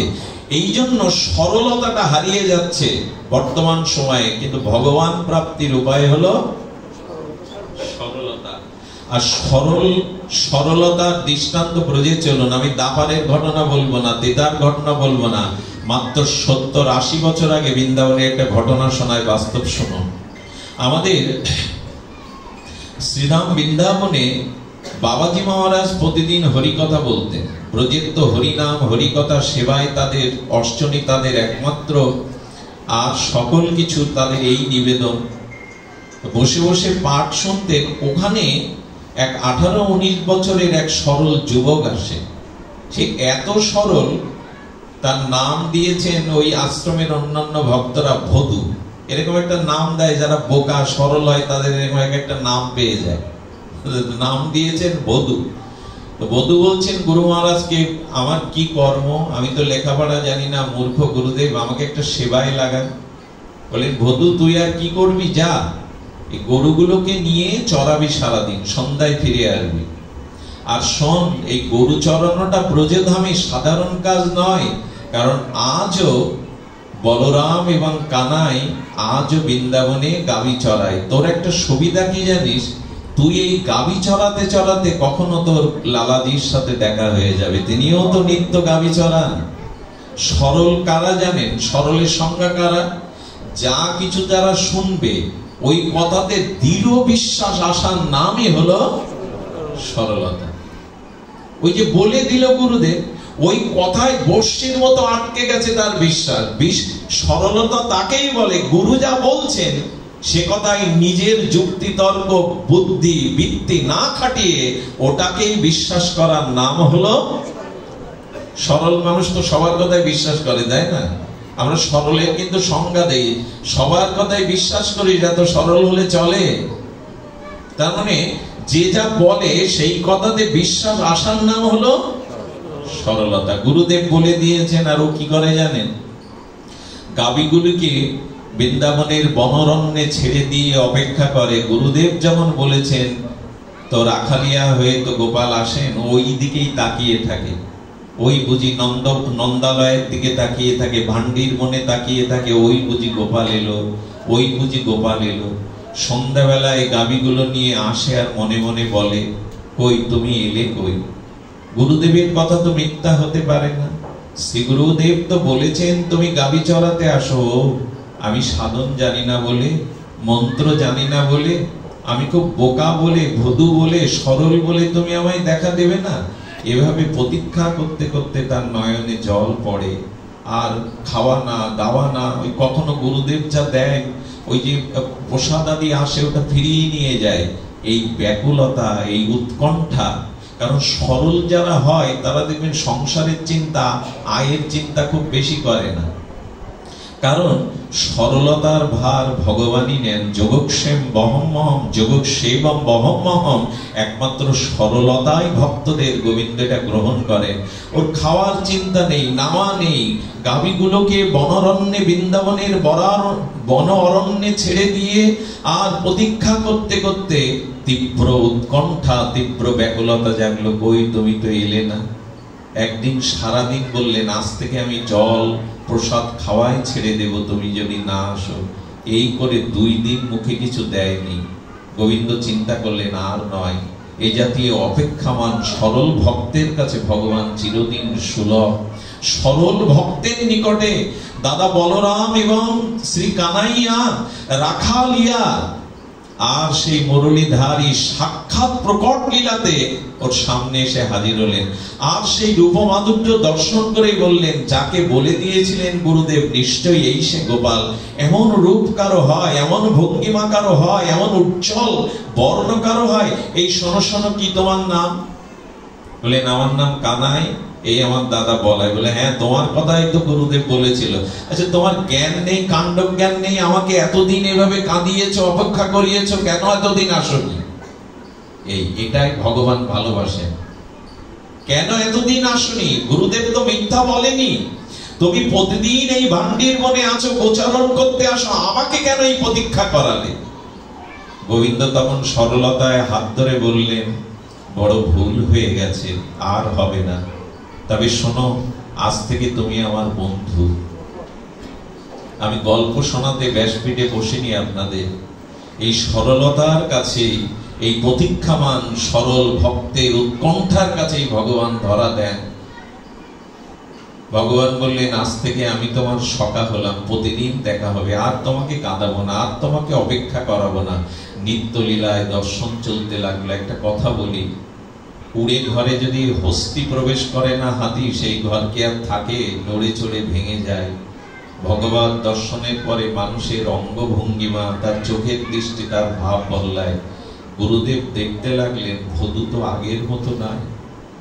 ওর দিকে তাকালে এত আকর্ষণ আসে কেন? ওর নয়নের ভাষাটা এরকম হয়ে গেছে কেন? ওকে দেখলে তো আগের মতো মনে হয় না। আচ্ছা, শ্রী গুরুদেবকে আশ্রমের ভান্ডারে যিনি, তিনি বললেন, আসলে ভদুর পেছনে কিছু ওইরকম ওর মতো বোকা কিছু ছেলে, ও যা নিয়ে যায় প্রতিদিন প্রসাদ দ্বিগুণ তিনগুণ করে নিয়ে যায়। কাকে খাওয়াই শুনুন তো? গুরুদেব ডেকে বলছে, কি রে ভদু, এত প্রসাদ কাকে দিস? বলে, কেন আপনি তো কানাইয়ের কথা বলেছিলেন, দাদা বলাইয়ের কথা বলেছিলেন, তারাই তো ভাগ করে একসাথে খায়, ও তোমার বন্ধু হয়ে গেছে। গুরুদেব দেখলেন ও মিথ্যা বলতে শেখেনি, ওর চোখের ভাষা কিছু আলাদা। ভদুরে সত্যি কিছু ঘটলো না তো? আচ্ছা, কানাইয়া আসে, বলো, হ্যাঁ আপনি বর্ণনা করেন না, তার থেকে সুন্দর সে, আর তার দিকে চোখ দিলে তো নয়ন ফিরানো যায় না। গুরুদেব বুঝতে পারলেন তার চোখের ভাষায়, তার অনুভূতিতে কিছু একটা ঘটেছে। আচ্ছা, কাজ কর না, তুই তোর বন্ধুকে সকালে আশ্রমে নিয়ে আয় না, কাল দুপুরে এখানে প্রসাদ পাবে, যা নিয়ে আয়। পারবি? বলি, এ আর সহজ কি? বন্ধুকে আনতে পারবো না তোমার এখানে? আমি কথা দিচ্ছি, কাল দুপুরে এখানে আনবো আমি। সকালে গিয়ে বলছে, শোনো বন্ধু, শোনো সকাল, আজ এই প্রসাদটা যে ভাগ করে খাচ্ছে, আমি তোমাকে খাওয়াচ্ছি, এটাও গুরুদেবের দেওয়া। আর আমি যে গরু চড়াতে চড়াতে তোমার দেখা পেয়েছি, এটাও গুরুদেবের কৃপা। আজকে দুপুরে কিন্তু গুরুদেবের আশ্রমে ভিক্ষা পেতে হবে, গুরুদেব বলে দিয়েছে। সঙ্গে সঙ্গে হাতটা ধরে, ভদুর হাতটা ধরে বলছেন গোবিন্দ, কানাইয়া বলছেন, লালাজি বলছেন, সবার কাছে আমি যাই না রে, সবাই আমাকে জানতে পারে না, দেখতে পারে না, তোর মতো সরল কজন বলতো? আমি ওখানে যেতে পারবো না, ওখানে আমার যাওয়া সম্ভব না। দেখুন প্রেম কাকে বলে, অনুরাগ কাকে বলে। তখন কি করেছে জানেন? যে রুটিটা ভাগ দিয়েছিল কানাইকে, ওই রুটিটা কেড়ে নিয়ে বলছেন, গুরুদেবের দেওয়া রুটি খাবে, অথচ তার কাছে তাকে দেখা দিতে পারবে না, এই রুটির ভাগ আমি তোমায় আজ থেকে দেব না। শোনো, যদি গুরুদেবের ইচ্ছা পূর্ণ না করো, আজ থেকে তোমার আমার বন্ধুত্ব খারিজ, আমি আর তোমার দিকে চাইবো না, যাও চলে যাও। ভগবান এই প্রেমটাই চান, এই ভালোবাসাটাই চান। যখন অভিমান করে রুটি কেড়ে নিয়ে অন্যদিকে ফিরে তাকিয়েছে, গোবিন্দ সব সহ্য করতে পারে, তার কোন প্রিয় ভক্তের কষ্টকে তিনি সহ্য করতে পারেন না। দেখুন, ভগবান স্বতন্ত্র, কিন্তু এক জায়গায় সর্বশক্তিমান ভগবান স্বতন্ত্রতা হারিয়ে ফেলেন, তার স্বতন্ত্রতা থাকে না, তিনি পরতন্ত্র হয়ে যান। তার কাছে ভক্ত যখন ওই দিকে মুখ ফিরে তাকিয়ে আছে, কাঁদছে, গুরুদেবের জন্য এই বৃন্দাবনের ঠাই পেলাম, তার প্রসাদ পাচ্ছ, তার জন্য পেলাম, আর তাকে দেখা দেবে না? সঙ্গে সঙ্গে গোপাল সামনে হাত ধরে বলছে, রাগ করো না, রাগ করো না, এক কাজ করো, আমি ওখানে যেতে পারবো না, শ্রী গুরুদেবকে একা একা এখানে প্রসাদ নিয়ে আসতে বলো, আমি পাবো। কিন্তু তোমার সাথে আমার এই বন্ধুত্ব আমি খারিজ করতে পারবো না। আমি তোমাকে ছেড়ে, একটা কথা বলি, ভগবানকে ছেড়ে ভক্ত থাকতে পারে বটে, কিন্তু ভগবানের সাধ্য নাই ভক্তকে ছেড়ে থাকতে। এটি উনি পারেন না, এটা পারা ওনার পক্ষে সম্ভব নয়।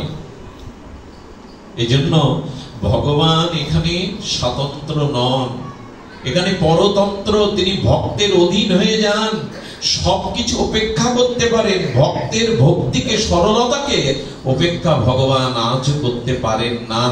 এই জন্য বললেন গুরুদেবকে নিয়ে এসো। দৌড়ে গুরুদেবকে বলছেন, গুরুদেব ভান্ডির বনে চলুন, কানাই বলায় আপনার জন্য, তবে আপনাকে একা যেতে বলেছে। সুধীবৃন্দ, আজকে শিষ্য গুরুদেবকে ধরে আনছেন গোবিন্দ মিলনের জন্য। গুরুদেবের চোখে জল, আর মনে মনে বলছেন, ওরে গুরুদেবই শিষ্যকে গোবিন্দ রাধারানীর চরণে সমর্পণ করে।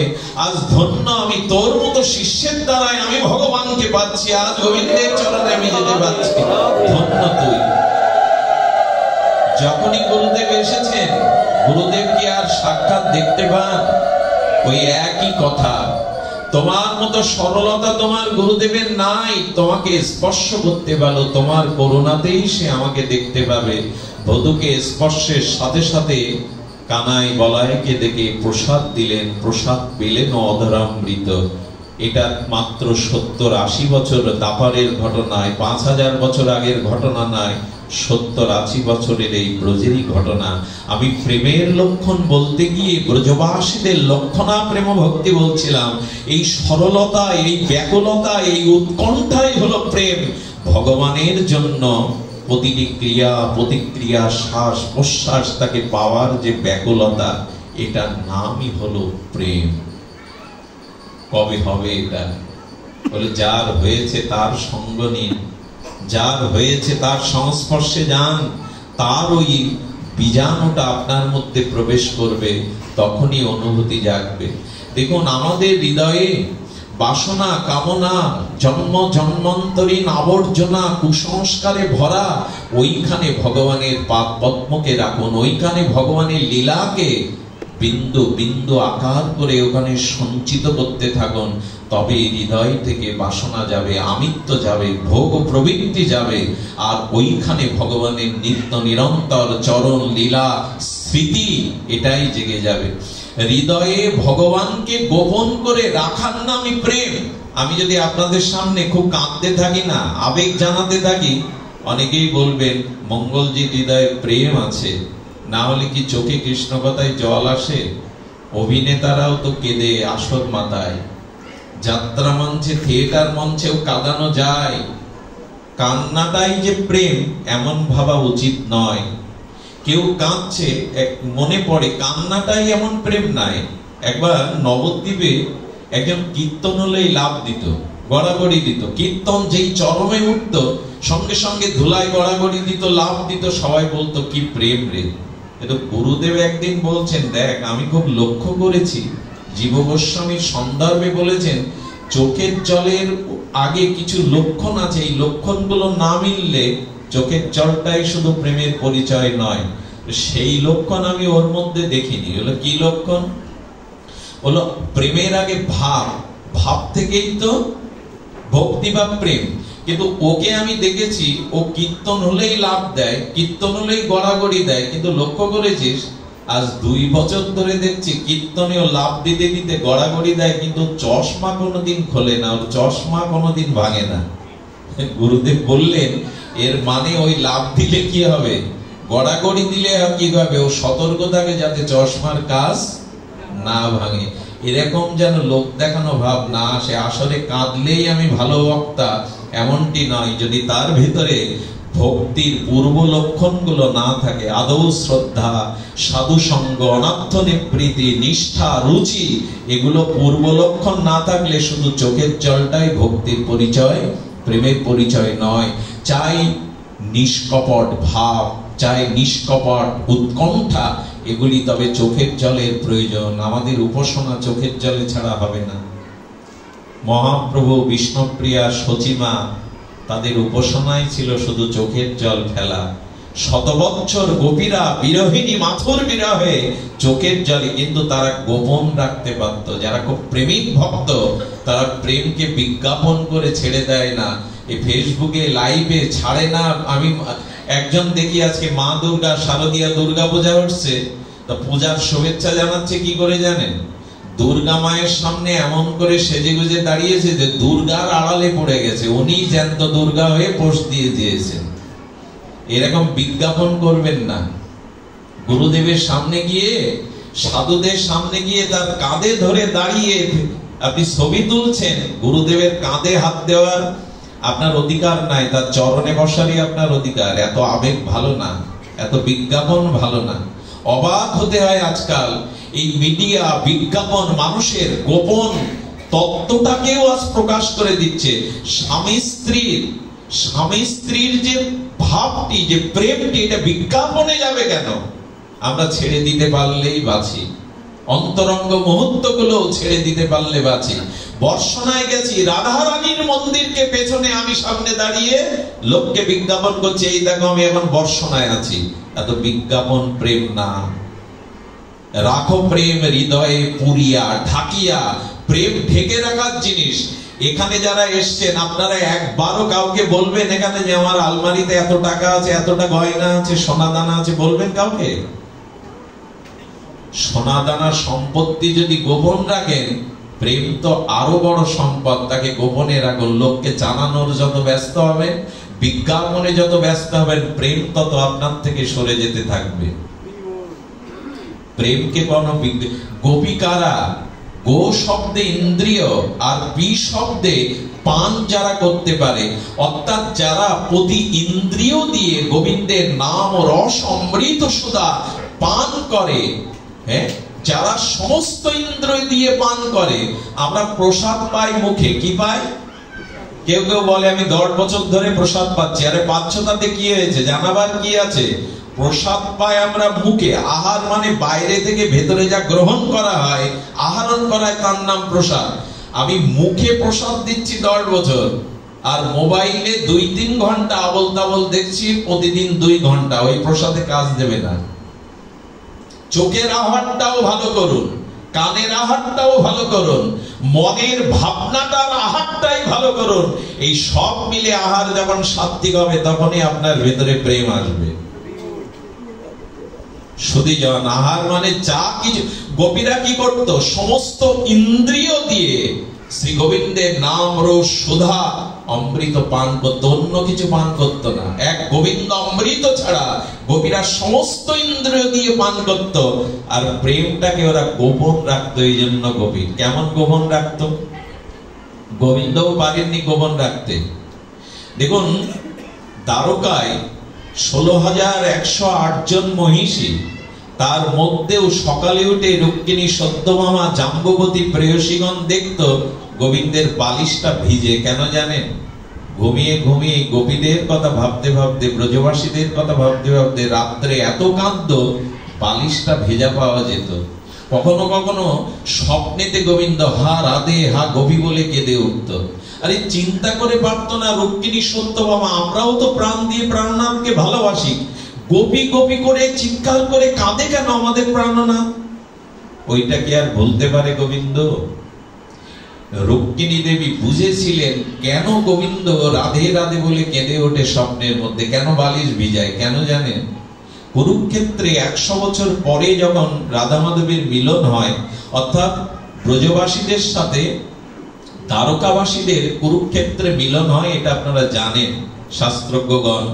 তো মিলনের সময় রুক্মিণী দেবীকে একবার বলেছিল কৃষ্ণ, যদি রাধারানীর কাছে যাও একটু সেবা করে এসো, আর সেবা করতে গিয়ে তুমি দুগ্ধ বর্তন করে খাঁটি গো দুগ্ধটা তাকে একটু সেবা করিয়ে এসো। তা গো দুগ্ধ বর্তন করে নিয়ে গেছে, কিন্তু সেবার আবেশে রুক্মিণী দেবী দেখেনি ওটা কতটা শীতল, খুব তপ্ত ছিল, খুব গরম ছিল। দুধটা যেই রাধারানীর মুখে দিতে গেছে, বললেন কৃষ্ণ বিরহে বিরহিনী যে, তার কি সঙ্গীত, তার কি দুগ্ধ খেতে ভালো লাগে? বললো গোবিন্দই তো তোমাকে সেবার জন্য পাঠিয়েছেন। যেই বলেছে গোবিন্দ পাঠিয়েছেন, সঙ্গে সঙ্গে দুধটা পান করে নিল।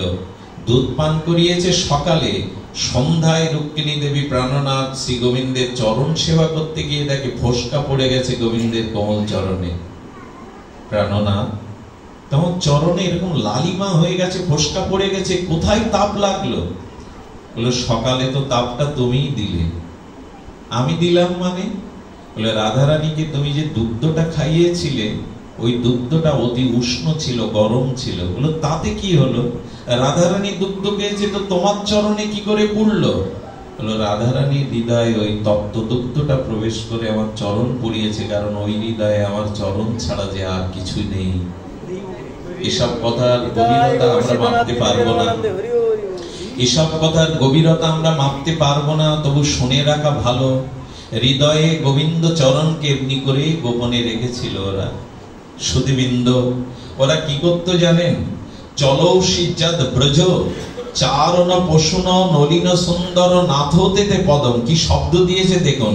শিলা তীরাম করে শীতদৌতি না কলি লতাঙ্গন কান্ত গর্ষতি।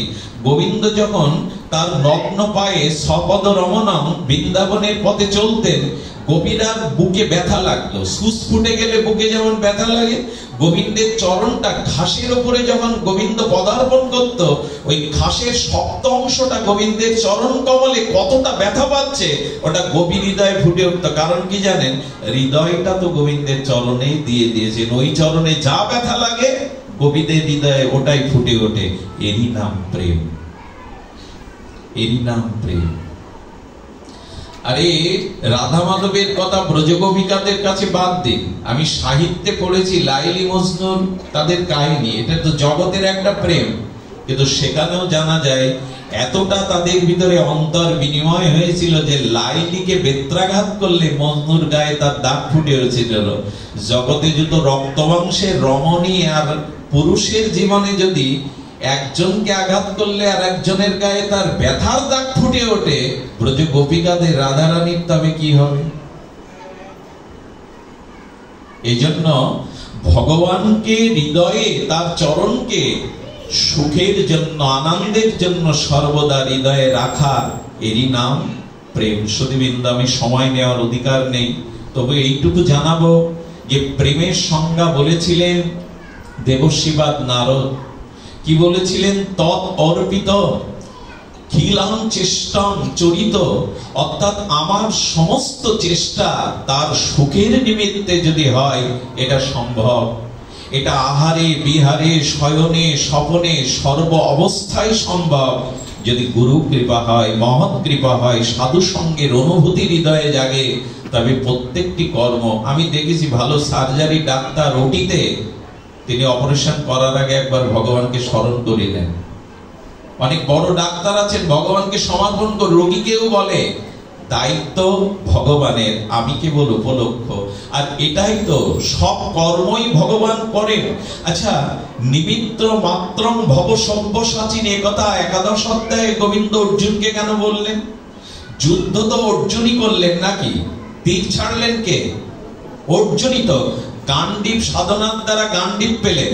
আচ্ছা, এত বড় বীর অর্জুন, তিনি কুরুক্ষেত্রে দাঁড়িয়ে যুদ্ধ করলেন, অথচ একাদশ অধ্যায়ে বিচিত্র অচিন্তনীয় বিশ্বরূপ দেখিয়ে গোবিন্দ শব্দটা দিলেন কি? নিমিত্ত মাত্রং ভব সব্যসাচিন। অর্জুন, তুমি নিমিত্ত মাত্র, আমি ওদের মেরেই রেখেছি। এই কথার অনুভূতি কি? কাজ আপনি করেন, সব কাজ আপনার দ্বারা হয়, কোন কাজ আপনার দ্বারা হয় না। এই বাণীটা লক্ষ্য করুন গীতার। নিমিত্ত মাত্র, তুমি নিমিত্ত মাত্র। অর্জুন তখন সুযোগ পেয়ে গেছে, আমাকে যে নিমিত্ত মাত্র বলছো, তবে হে ভগবান, তুমি জানাও আমি তো যুদ্ধ করতে চাইনি, আত্মীয়বাদ করতে চাইনি। তুমি যদি ওদের মেরেই রাখবে, ওরা যদি মরেই থাকবে, তা আমাকে সামনে আবার তীর ধনুক ধরে দাঁড় করিয়ে দিয়েছো কেন? এর উত্তর কি? এর উত্তর একটাই। গোবিন্দ কি বললেন জানেন? বললেন, কাম করি আমি, আর নাম যাতে ভক্তরা, এই জন্য ভক্তকে সামনে রাখে আমি। কামটা আমি করি, কাজটা আমি করি, কিন্তু উপহারটা, সুনামটা যাতে ভক্তের হয়। অর্জুন, তুমি কিছু করতে পারো না, তুমি নিমিত্ত মাত্র। সবাইকে আমি মেরে রেখেছি, তোমাকে সামনে রেখেছি কেন জানো? কাজ আমি করি, কিন্তু সুনামটা আমার ভক্তকেই দিয়ে আমি। সুনামটা ভগবানের কি করুণা দেখুন। ভক্তের মহিমা প্রচার করাই হলো ভগবানের একমাত্র ব্রত। কাজ করি আমি, হরিকথা কি আমার বলবার সামর্থ্য আছে?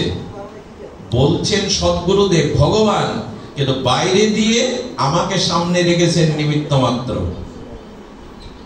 এই জন্য কোনো কাজ আপনার দ্বারা হয় না, আগে এই সমর্পণটা ভগবানের চরণে করে দিন, সবই তুমি করো। আমরা তো কাঠ ও পুত্তলিকার ন্যায়, আমাদের যেভাবে নাচাচ্ছ আমরা সেইভাবেই নাচছি। আগে এই সমর্পণটা তো করুন, এটাই প্রেমের সূচনা বা শুরু। সবকিছু তুমি, নিমিত্ত মাত্রং ভব সব্যসাচী। প্রেমটা কেমন? আমি গতকাল পাঠে এটা উল্লেখ করেছিলাম। অর্জুনের একবার অহংকারও এলো। অহংকার এলো এই যে যুদ্ধ বিজয়ী আমি, আর আমি গোবিন্দের এত বড় ভক্ত যে আমার কারণে ভগবান আমার সারথি হলেন। সুধীবৃন্দ, এই ভক্তের ভক্তির অভিমান যখন এলো, আমি বড় ভক্ত, অন্তর্যামী গোবিন্দ তখন বললেন, অর্জুন চলো তো একটু বেরিয়ে আসি। সেই রথে করে অর্জুনকে নিয়ে গিয়ে গোবিন্দ মায়ার দ্বারা কি করলেন জানেন? অর্জুনের হৃদয়ে পিপাসা জাগিয়ে দিলেন। অর্জুন বললেন, আমার বড় পিপাসা লেগেছে। বলল, ওই দেখো একটা কুঠিয়া আছে, নিশ্চয়ই কেউ ভজন করছে, ওখান থেকে পিপাসার জল পান করে এসো। অর্জুন গিয়ে দেখে আর ৮০ বছরের এক বৃদ্ধা বসে বসে জপ করছে, ওম কৃষ্ণায় নমঃ, ওম নমঃ ভগবতে বাসুদেবায়। জপ করছে, করুক।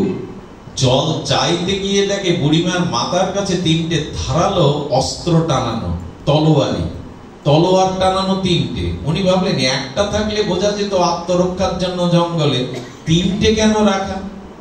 পিপাসাবাদ দিয়ে জিজ্ঞাসা জেগেছে, বুড়িমা আমি একটু পিপাসার জন্য এসেছিলাম আপনার কাছে, কিন্তু একটা প্রশ্নের উত্তর যে আগে চাই। আপনি এখানে বসে কুটিয়ায় ভজন করছেন, কিন্তু ৩টে ধারালো তলোয়ার এখানে কেন টানানো? বলে ৩জনকে গলা কেটে দেবে বলে, হত্যা করবো বলে। অর্জুনের তো ভয় লাগার কথা শুনে বলে, ৩জনকে গলা কাটবেন কারা তারা, আর কেনই বা কাটবেন? বলে শোনো, আমার ভগবানকে, আমার লালাকে, আমার কৃষ্ণকে ৩জন কষ্ট দিয়েছে সব থেকে বেশি, ওদের মুন্ডু কাটবো বলে আমি তলোয়ারটা ধার দিয়ে এখানে রেখে দিয়েছি টানিয়ে। বললো কে কে? অর্জুন শুনছে, বলছেন প্রথম দ্রৌপদীকেই কাটবো আমি। আরে গোবিন্দ কেবল খেতে বসেছিলেন, হ্যাঁ, আর দ্রৌপদীর বস্ত্র হরণে তখন ডাক দিলেন, কোথায় আছো মধুসূদন? খেতেও দিলি না আমার ভগবানকে, আর ভগবান কাপড় হয়ে তোকে জড়িয়ে ধরলো, আর পেলি না সময়। ওকে পেলে আমি আগে মন্ড কাটবো, আমার গোবিন্দকে খেতেও দেয়নি সেদিন। অর্জুন তখন বলছে, ইনি তো সাধারণ নন। আর সিরিয়ালে আর কে আছে বুড়িমা? বলেন আর একজন হলো যশোদা মা। সর্বনাশ, যশোদাকে কাটবে বলে তলোয়ারটা নিয়ে রেখেছো। প্রেম কাকে বলে দেখুন। বলে হ্যাঁ, তুমি রাজমাতা, হ্যাঁ তুমি নন্দরানী। আরে মাখন একটু খেয়েছে, ছড়িয়েছে, ভাণ্ড ভেঙেছে, মাটির ভাণ্ড এবং কোটি ভাণ্ড তোমার ঘরে আছে। তা বলে গোবিন্দকে রৌদ্রে অধিকালে দড়ি দিয়ে বাঁধবে? ওর উদরে ওই দড়ির দাগ পড়ে গেছে, এত কষ্ট দিয়েছে। যশোদাকে পেলে এই দ্বিতীয় তলোয়ারে দিয়ে কাটবো। এটা ভাণ্ডের জন্য, মৃত্তিকা ভাণ্ডের জন্য গোপালকে বেঁধে রেখেছে, ওর মাথা আমি আগে কাটবো। বলে তৃতীয় জনকে? বলে তৃতীয় জন হলো অর্জুন। উনি যে অর্জুন উনি তো জানেন না। অর্জুন ভয়ে পেয়ে দুবা পিছিয়ে গেছে। বলে অর্জুনকে কেন কাটবেন? বলে কাটবো এই জন্য, নিজে ড্রাইভার করলো আমার কৃষ্ণকে। আরে কত বান এসে বুকে লাগলো, কত রক্তারক্তি হলো, ঘোড়ার জলটা পর্যন্ত সে খাইয়েছে। এত বড় দুঃসাহস ওর। আমার কৃষ্ণকেও সারথি করে, ঘোড়ার জল রথ মোছার দায়িত্ব আমার কানায়। ওকে পেলে আমি ওর মুন্ডু কাটবো। কেন করলেন গোবিন্দ এই দৃশ্যটা? বললেন অর্জুন প্রেম দেখো, ভালোবাসা দেখো কাকে বলে। ভগবানকে সুখ দেওয়ার নামই হলো প্রেম। অনন্য মমতা বিষ্ণু, এটা মমতা না হলে এমন কথা বলতে পারে বুড়িমা? এই জন্য ভগবানের প্রতি মমতা কখন আসবে? পরিশেষে বলি, যখন ভগবানের সাথে আপনার একটা সম্বন্ধ আসবে, তখনই তার প্রতি ভালোবাসা, মমতা এগুলি জন্মাবে। সম্বন্ধটা করে নিন, গুরুদেবের কাছ থেকেই গোবিন্দকে একটা সম্বন্ধ করে নিন। কিন্তু সেই সম্বন্ধটা আমাদের জগতে শ্রীমান মহাপ্রভু গৌড়ীয় আচার্যগণ বলে গেছেন, আমাদের রাগ ভক্তির যে সম্বন্ধ, মঞ্জুরি ভাব সাধনা, এটাই হলো চরম উচ্চস্তরের শেষ সংবাদ, শেষ অবধি, যে আমি গোবিন্দের প্রেয়সী, আমি গোবিন্দের। এই যে আমরা বারবার বলি না, বারবার বলি যে সেই নিকুঞ্জ মন্দিরে মঞ্জুরি স্বরূপে, রাধারানীর সখী স্বরূপে কবে সেই যুগলের কান্ত সেবা, প্রেম সেবা, প্রাণ ঢালা অনুরাগের সেবা আমরা তাকে করতে পারবো? এই যুগেই তো মীরাবাই, মীরাবাই দাপার যুগের নয়, এই কলি যুগেই রাজস্থানের মীরা গোবিন্দকে পতিরূপে ভজনা করে নিজের পতির দিকেও ফিরে তাকায়নি, নিজের সমস্ত রূপ যৌবন মাধুর্য তার গিরিধারী লালকে সমর্পণ করায় গিরিধারী চিরদিনের মতো তাকে নিজের কাছে নিয়ে নিয়েছিলেন। মীরার দেহটাও গিরিধারী লালের সাথে লীন হয়ে গিয়েছিল। আজও যদি মীরার মতো ব্যাকুলতা নিয়ে, মঞ্জুরি ভাবসদানা নিয়ে গোবিন্দকে কান্তা পতিরূপে কেউ সেবা করতে পারে, তিনিও নিকুঞ্জ প্রেম মন্দিরে রাধারানীর সখী মঞ্জুরি আজও প্রবেশ করতে পারে। এই লোভটা, এই উৎকণ্ঠাটা জাগানোর জন্যই আমাদের আচার্যগণ এই ভজন দিয়ে গেছিলেন। সুধীজন, আপনাদের কাছে অনুরোধ করে যাব, একটা সম্বন্ধ করে ভগবানের প্রতি ধীরে ধীরে তার সেবা, তার সুখ, এই বাঞ্ছা জাগান। সংসারকে ভালোবেসে আজ পর্যন্ত কেউ কিছু পায়নি, পাওয়ার সম্ভাবনা নয়। সুধীবৃন্দ, এইটুকু মনে করবেন, সংসারে যারা আছে রোজগার করতে হয়, টাকা আনতে হয়, ওদের দেখভাল করতে হয়, কিন্তু মনে মনে জানবেন, মনে মনে এইটুকুই জানুন, কেউ আপনার ব্যথার ব্যথী নয়, কেউ আপনার প্রকৃত হৃদয়ের জন্য নয়। এই ভাবনাটাই আনাটাই গোবিন্দের প্রতি মমতা যাওয়ার প্রথম উপায়। স্ত্রী, পুত্র, সংসার, দেহকে যে ভালোবাসাটা দিয়েছে ওটা নিগড়ান। ওই যে কাপড়টা জলে ভিজালে যেমন কাপড়ের সুতার মধ্যে জল প্রবেশ করে, তখন নিগড়ালে জল আর কাপড়টা আলাদা হয়ে যায়। যেসব ভালোবাসা দেহ, গেহ, স্ত্রী, পরিজনকে দিয়েছি, তাদের ওই ভালোবাসাটাকে বিবেক বিচারের দ্বারা নিগড়ে ওই মমতা, ওই অনুরাগ, ওই ভালোবাসা, ওই সুখটা ভগবানকে দেওয়ার নামই হলো প্রেম। আর এই নিগড়ানোটা কোথায় হবে? সাধু সঙ্গে এলে। কারণ এই যতক্ষণ আপনারা এখানে আছেন, আপনাদের মন সংসারে পড়ে আছে, স্ত্রী পুত্রের কাছে আছে, চাকরিতে আছে, নাই, মনটা ভগবানের দিকেই আছে। তো সাধু সঙ্গে ভগবানের নাম রূপ লীলা কথাতে যত রতি হবে, যত আসক্তি হবে, তত মনের গতি ভগবানের দিকে ছুটবে। গঙ্গা যেমন ডাইনে বাধা পেলে, প্রতিকূলতা পেলে বামের দিকে যায়, বামে বাধা পেলে আবার ডানির দিকে ঘুরে যায়। সেই গোমুখ থেকে, সেই কাশী থেকে, সেই হরিদ্বার থেকে গঙ্গা যেমন স্রোতহীন, আঁকা বাঁকা কোনো বাধা মানেনি, সামনে যদি বাদ দেওয়া যায়, জল স্ফূর্তি হতে হতে গঙ্গা বাঁধকে ছাপিয়ে অপ্রতিহত গতিতে সমুদ্রের দিকে ছুটে যায়। তেমন সংসারের কোনো মোহমায়া বন্ধন যখন আমাকে আর বাধা দিতে পারে না, শ্রীগুরু কৃপায় গোবিন্দের ভজনের জন্য এরকম তীব্র গতিতে তার সুখের জন্য মন প্রাণ ছুটবে। এই ছুটে চলার নামই অনুরাগ, এরই নাম প্রেম। এটা একমাত্র পাওয়া যাবে সাধুগুরুর কৃপায়। আজ এইটুকুই। আপনাদের মঙ্গল হোক, আপনাদের সকলের কল্যাণ হোক। এই শ্রীমন্দিরে আসবার অনেক দিনের একটা ইচ্ছা ছিল।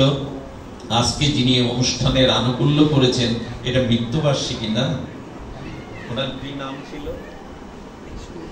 যাই হোক,